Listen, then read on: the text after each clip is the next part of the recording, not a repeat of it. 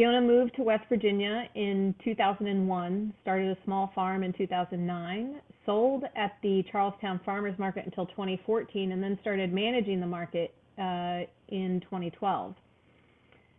This will be Fiona's 10th season as market manager. She also serves on the board of West Virginia Farmers Market Association and is president of the Jefferson Gap Coalition, which is a nonprofit that oversees both the Charlestown Farmers Market and Bushel Peck.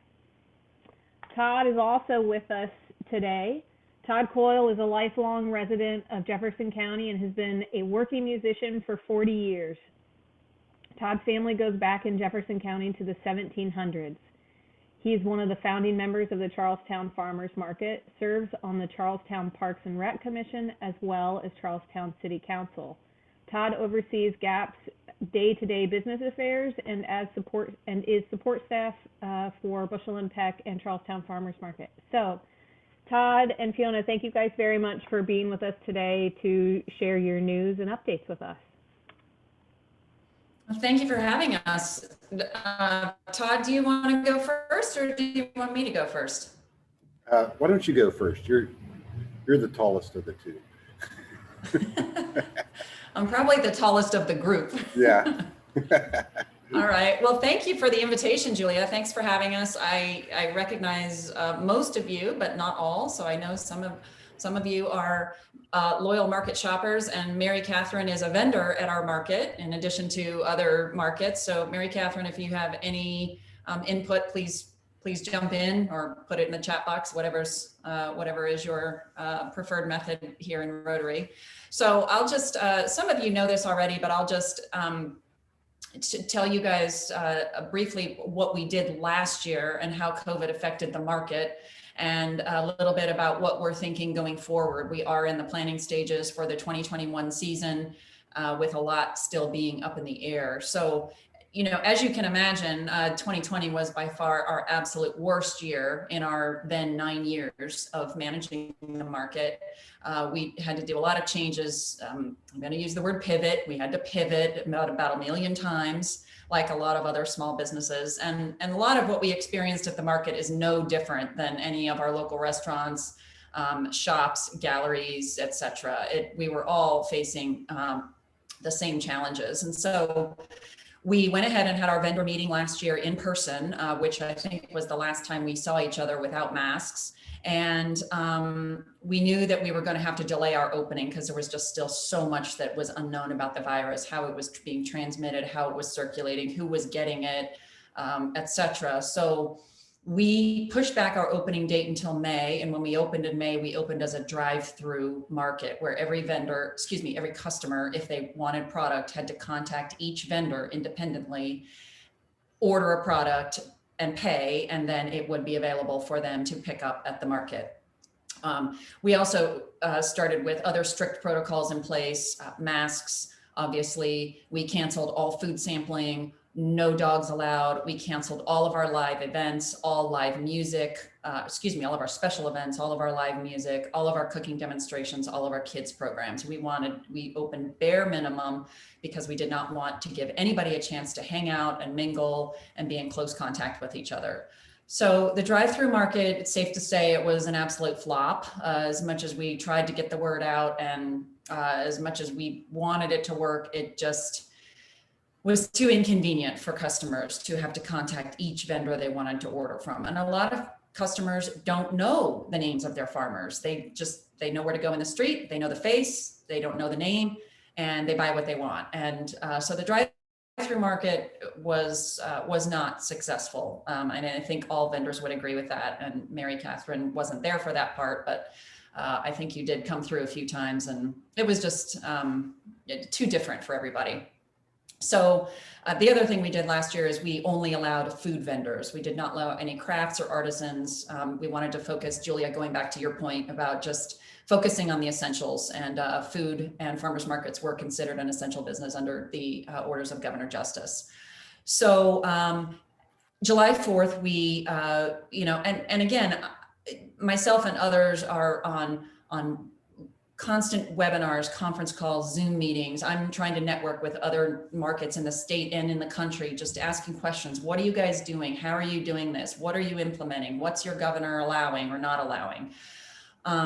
Trying to get an idea of how we could best function as a market under these conditions. So as we went along, we thought, okay, well, in July 4th, we can open as a walkthrough market again. And we did that.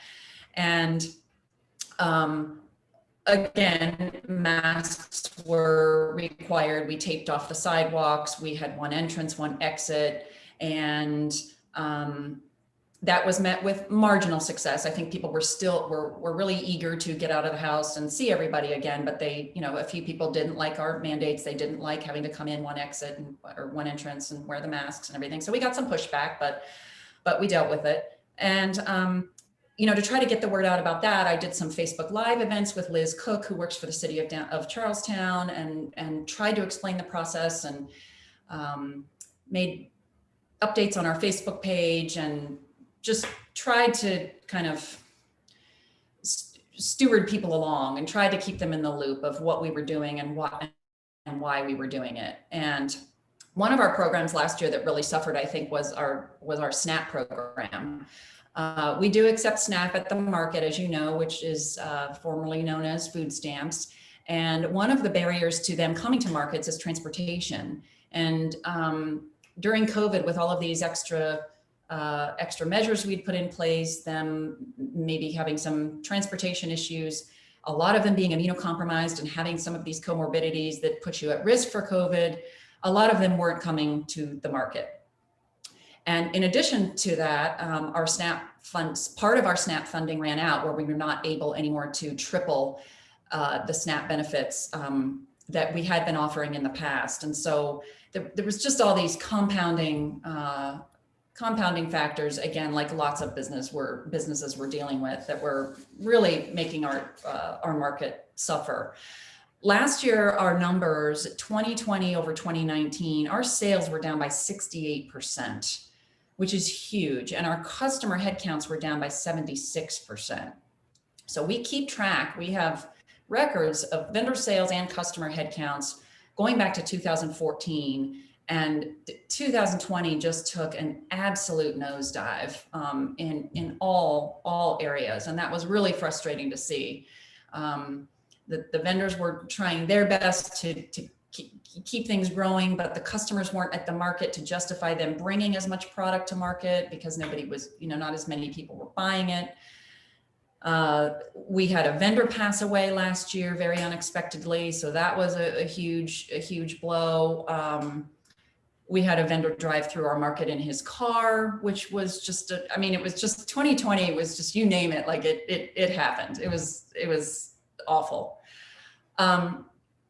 The stress level, I can't stress enough how high our stress level and our anxiety was from week to week, not knowing what we were going to face with customers, not knowing what the governor was going to mandate or what other cutbacks we were going to have to implement. We were so thrilled when market was over. It couldn't have ended, any later. I think we would have all just thrown in the towel and just said, screw it. We can't continue this, because it was hard on all of us. For those of you that don't know, we are all volunteer. None of us get paid. We have a core group of about 7 volunteers. I would like to have more. I think there are people waiting in the wings to try to help. So I will be getting in touch with them as we move closer to market season this year. Todd is not part of the day-to-day operations of the market anymore, but he is still copied on all of our emails. He's on our calls. He's got enough to deal with at Bushel and Peck, but he's definitely part of the mix and a great sounding board for those of us who are trying to make the market happen. So for this year, looking forward, and Julia, just let me know if I'm getting low on time. I know I'm talking fast. For this year, we fully intend to open with all of our COVID safety protocols still in place. I've had vendors contact me saying, I will not come to the market unless I am safe to do so. So if you keep everything in place, I'll be there. If you don't, I won't. We are, and then this is all tentative. This is all subject to change. It's only February. Who knows, by April or May with the COVID vaccine rollouts and stuff, all of this could be different. But we do plan to have masks in place. No dogs. We're not planning any special events or live music at this time. We're not planning any kids activities. The sampling can be done with health department guidelines, but no Black Dog coffee for sale for on-site premises, no Ortega's tacos for on-site premises. All that's got to still be eaten off-site right now as we sit here. So I think we have a lot of changes still in place. I'm certainly not thinking that this is not going to be a normal year again. And I think it's going to take a long time to rebuild our customer base. I think we have a number of years ahead of us where we're really going to have to really push to get our customer numbers up again and get them back to the 17, 18, 19 levels. Because our market for a few years there was amazing and packed and fun and lively. And I think we've got a few years ahead where we are just not going to see the traffic. We have chosen our vendors for this year. We have not let them know yet. We have some new vendors coming into our market, which is exciting, some new products. We are planning, I'm in right now, of trying to launch an online sales platform to allow those curbside customers. We also allowed curbside customers last year, curbside pickup. And we do plan to allow curbside pickup again for those folks who are just still not comfortable, or they're a caregiver for their parent, or they've got a spouse who's immunocompromised and they don't want to walk through. So I'm talking right now with a local company. It's in the works to build an online sales platform where they can buy from every vendor, all the products, pay once, everything is aggregated at the market in our curbside pickup station, and boom, they're done. And that will alleviate having to contact like 9 of your favorite vendors and paying 9 times and going back and forth with emails. Do you have it? No, it's not in stock. What can I sell? All of that hopefully will be made so much easier, and sales hopefully will jump up a little bit with that. So look for that. Even if you are comfortable walking through the market, it's still going to be available for folks to pre-order, and you can just walk right by and pick it up from your vendor. If you pre-order apples from Mary Catherine, she can have them ready for you, and boom, you're done. You can walk through, make a few friends and see a few faces, and out you go. So those are some of the things we're talking about this year, but our vendor meeting for the first time ever is going to be done via Zoom. So that should be interesting because a lot of our vendors never used Zoom. So that's going to be different. Our scales, the guy that usually comes and checks scales at the vendor meeting, that's all going to have to be changed and rearranged this year. So a lot of changes. I'm not telling you guys anything new you don't already know, I don't think. So I'll turn it over to Todd to just tell you what Bushel and Peck and Jefferson Gap's been up to. And if you have any questions, I guess we'll get to them at the end, as Julia suggests. So either write them down or set them in the chat box. And I'll turn it over to Todd. Well, thanks, Fiona. That was a pretty good description of what happened last year. It's been interesting to watch or to be able to observe from what the store did, what an inside operation and an outside operation did, because last year was the street market's worst year, but it was the store's best year. So I can remember the day that it kind of hit us here, which was March 12th, and we switched to a curbside operation on March 17th. Ran like that for a week, shut down, and decided just to turn it all over to a complete curbside operation. And for the next, 3 months, we just boomed. And it wasn't just us. The indoor operations such as ours across the country in the industry did great. And our sales were up like 72% compared to the year before. As things started to settle, and people, at first it was just like this frenzy of trying to figure out what to do, and as things settled through the summer and the fall, things kind of came back down to what I would kind of a normal business, and that was still better than it was the year before by like 28% or something like that. Then we get to the winter time when, the holiday season, which is normally, Thanksgiving to Christmas, which is normally our boom time, was average. We were actually down like 1% compared to the year before, which is, it was I kind of expected that, because, just with everything and the way it is, everybody's shopping changed, and everybody, so it was kind of expected. But the good thing that came out of all of that is that we were so successful how we did the indoor store during the summer. We were able to apply for a grant and got it. So we're just starting on that right now, and what that grant is going to do is allow us to buy some more equipment. We're going to get a consultant to help us how to figure out how to go to a larger operation, and do some more marketing so we can reach parts of the community that we don't normally hit. You know, when we were going through that initial boom, I think one of the reasons is there was times when people came to us because Martin's was out of meat or Walmart was out of meat, and we had meat. And because people were fearful of how the virus was being transferred, they were looking to local sources. And it's kind of bolstered what we've been talking about for years, that local is important. And to know your farmers and know where you get it from. And I think across the country, people have become more aware of what they buy and where it is transformed or transported from. So I know like several on-farms operations have expanded and done really well.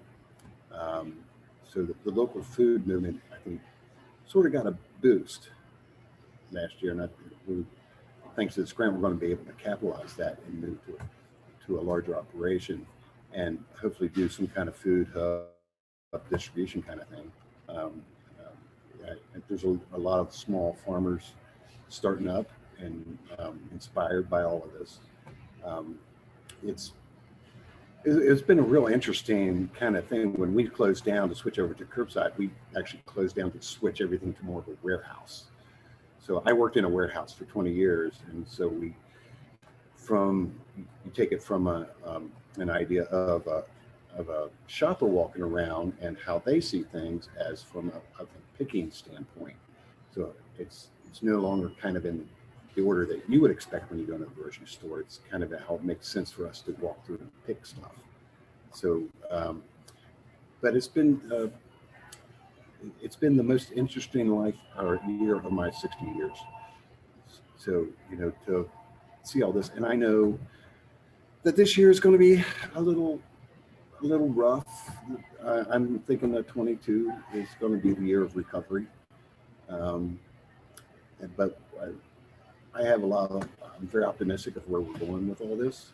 I know our customer base grew last year, and not only grew, but became very loyal and very appreciative of what we did. I've done some informal surveys with people. You know, we're contemplating that. We know we're going to open up sometime this year. We don't have a date for exactly how that's going to work. But one thing we do know is that we want to keep this curbside, so we have to figure out how to make that work when you have people coming in the store and you have a small staff, and how to pick it, and we do curbside on certain days, or what, you know, there's a lot of things like that. And one thing I found being downtown is once we got into this, you know, Ortega shares a space with us. So we kind of came up with this informal partnership, if you will, two businesses coming together to make each other survive. So we really promoted that, and having two businesses support each other. So like, you know, you come and get tacos, you might want to get groceries while you're here, or vice versa, you know. So one of the things we found, and we encourage other businesses downtown to do, is kind of find a partner, you know, another business that you can work with, and particularly downtown. I don't know how other towns work, but the businesses down here really supported each other. And, you know, we took turns buying lunches at different places, and they came and buy all stuff from us. We did a lot of promotion with that. And, you know, Liz Cook, who works for the town, was, I can't stress how important she was at saving us all and keeping us all connected, because that was one of the challenges I had when you can't interact with people like you normally do is that communication and keeping up with each other and promoting each other and knowing what we're trying to do, and having one person that kind of floated through everybody and kept everybody up on what everybody else was doing. I know we all use Facebook and social media, but I don't spend like an immense amount of time on there looking at this stuff, you know. And it was extremely busy. There was days when there was two of us here when we got in at like 9 in the morning and we didn't stop until 6. It was just, we just worked, and there was no time to look on social media or check emails or, you know, things like that. So overseeing and kind of monitoring two sister operations with two different dynamics, I found it really, really interesting to see how that all worked.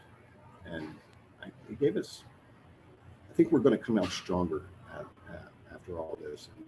And I think local foods are going to become more and more important. That's what I've taken away from all that. So Todd and Fiona, I'll kind of kick off the questions. We've got about 10 minutes left until we usually finish around 1 or so. We can certainly go past 1, but I do want to ask a question.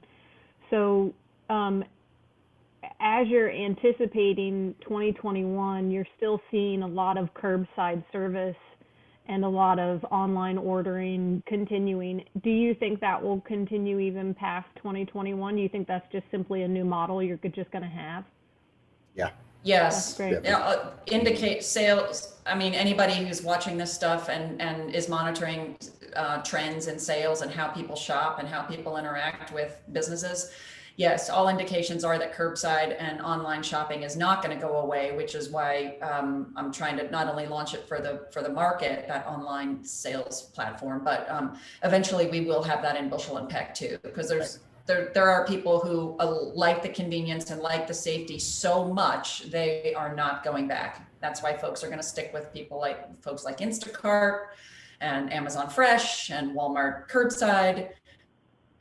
Yes, absolutely. It is here to stay 100%. Nobody can argue with that. Yeah. And a lot of the customers that we have are older, or they have, you know, immune problems or whatever. And they've gotten used to this new model, and it takes a while to change people like that. So, you know, just because you open up doesn't mean they're going to change. It's going to lag over a period of time, you know.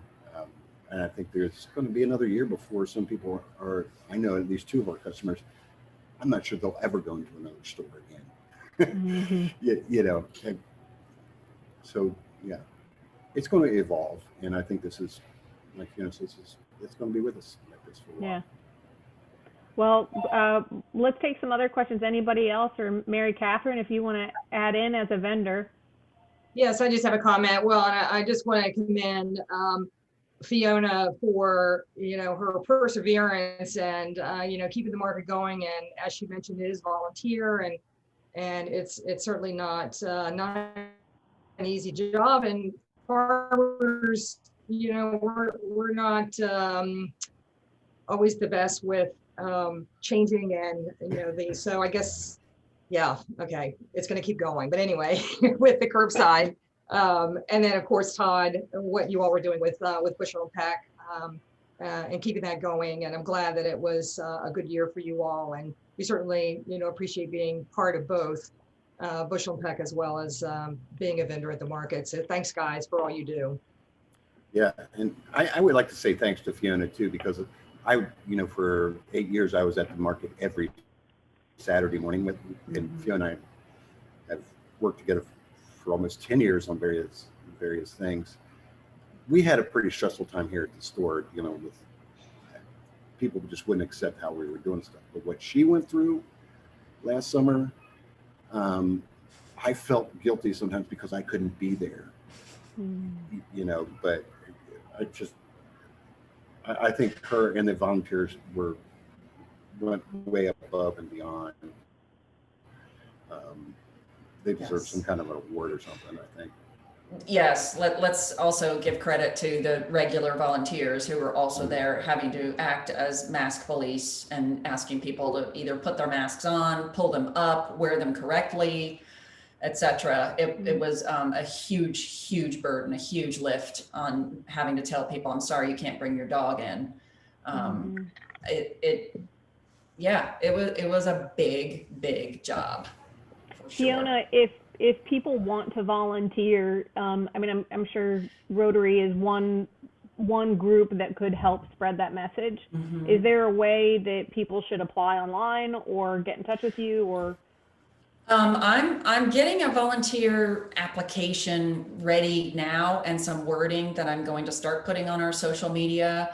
The best way to do it right now is to just email me directly. I can put it in the chat box, or if you guys want to jot it down. I don't see anybody with a pen in their hand, but that's the best way right now. But yes, I would like to start vetting volunteers and finding exactly where they would best be suited. Some people don't want to talk to the customers as they're coming in, and I don't blame them, because who wants to be the a-hole that makes the guy wear his mask? They would just like to count customers, so I would like to try to dial in and find these niches of where I can best put people where they're happiest, where they do the best job, and where they're appreciated.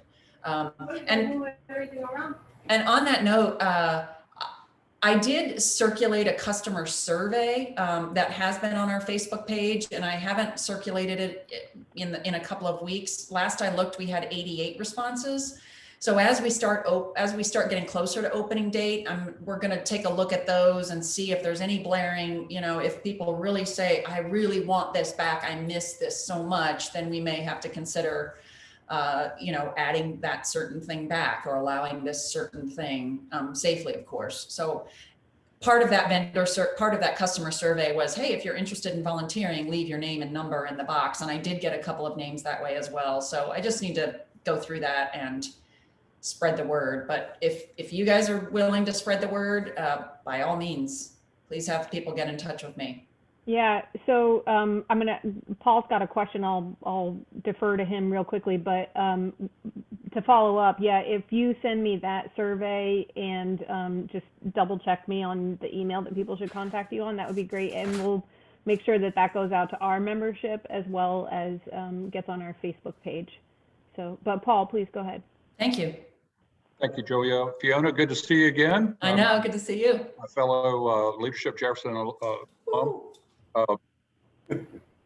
I get that you have to meet your customers where they are, and so I'm sure some of the practices you have in place, you're going to want to continue those because your customers expect that. Are there any regulations, specific executive orders that you would like to see relaxed? The governor has shown a willingness, with our encouragement, and when I say our legislative leadership's encouragement, to begin, trying to loosen up, the bars and the restaurants, getting our kids back to school. And you saw some of his executive orders last week to that. Are there any restrictions that you would like to see removed?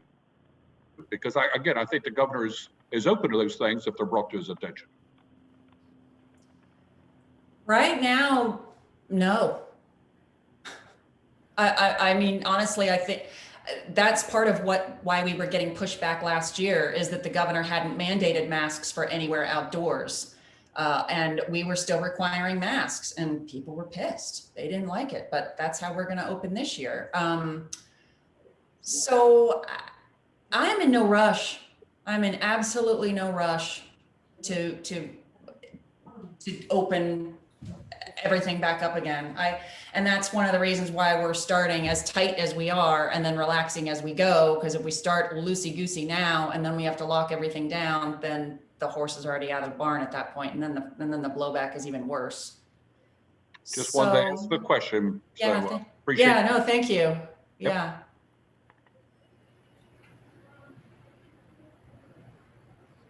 Well, we've got a couple more minutes for any other questions if people have got them.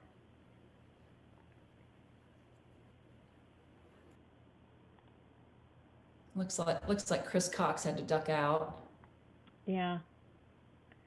Well, Fiona and Todd, thank you guys very, very much for joining us today and for sharing all of that. And please definitely do follow up with any links, resources that you want us to share out, because we would really love to support what you guys are doing. And I'll plug, since you guys plug Leadership Jefferson, I'll plug Leadership Jefferson too, because Liz Cook was in my class with me and she's phenomenal. So I agree And with you. Mary Catherine is an LJ grad. Mary Todd's Catherine. an LJ grad. Todd was Yep. there. Todd went through it. Dirty dozen. Yep. Kathy Skinner, Lucky 13.